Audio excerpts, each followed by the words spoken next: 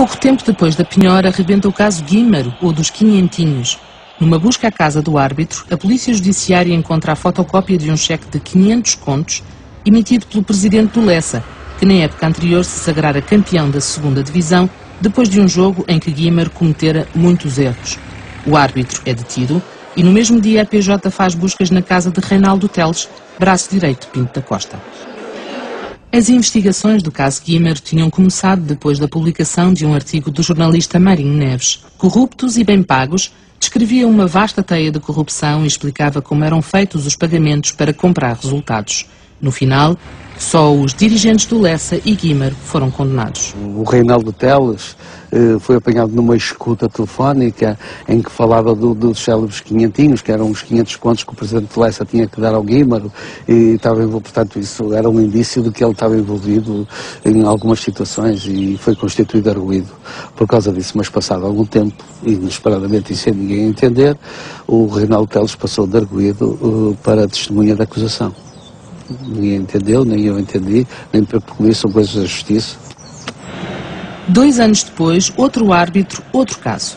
Carlos José Amorim Calheiros, conhecido por Carlos Calheiros, faz uma viagem ao Brasil com a família através da agência Cosmos, que tratava das deslocações do Futebol Clube do Porto. A fatura, em nome de José Amorim, é paga pelo clube. O Ministério Público confirmou ter existido corrupção no caso Calheiros, mas não conseguiu provar que a viagem fora paga em troca de favores ilícitos.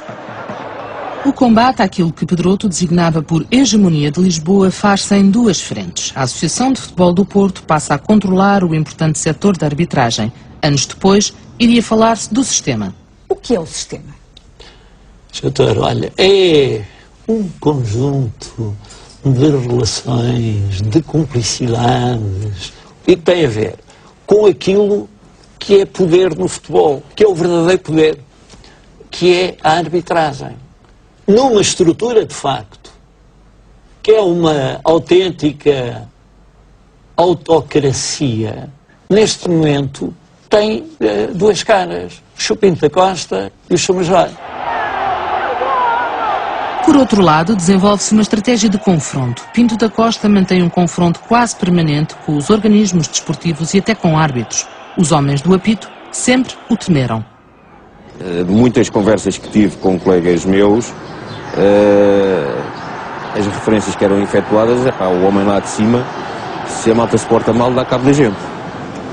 Olha, um árbitro já está retirado, internacional, uma vez dirigiu o Futebol Clube do Porto Benfica, foi o seu primeiro derby,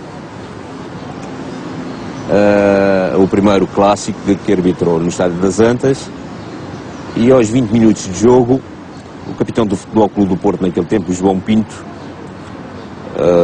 cometeu uma falta sobre um jogador do Benfica que justificava cartão vermelho. Objetivamente, era cartão vermelho. E o árbitro mostrou-lhe o cartão amarelo e o jogo prosseguiu. No fim de semana seguinte, encontrámos-nos no mesmo hotel, ele ia para um outro jogo e eu para ele, disse, a semana passada não mostraste o cartão vermelho ao João Pinto, porquê? E eu disse, tu és maluco? No Estádio das Antas, mostrar o cartão vermelho ao capitão do Futebol Clube do Porto, 20 minutos de jogo, eu não sou maluco. Para defender os superiores interesses do Futebol Clube do Porto, ele é capaz de tudo. Tudo implica o quê? Tudo. Coisas impensáveis aconteceram já. Um Porto-Benfica em 91 ficou célebre.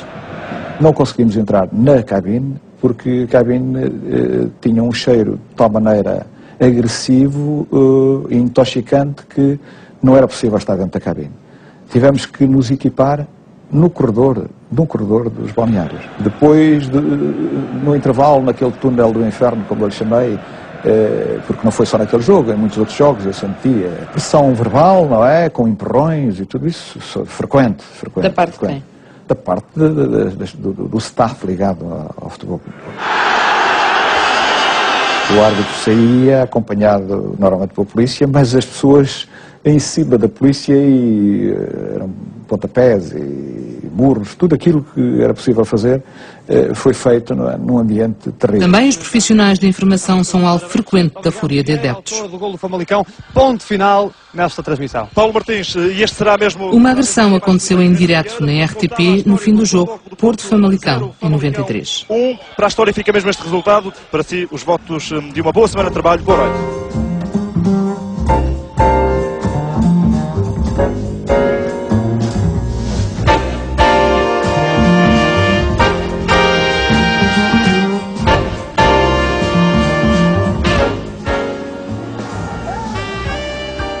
Mais de uma dezena de jornalistas foram intimidados ou até agredidos quando cobriam acontecimentos relacionados com o Futebol Clube do Porto.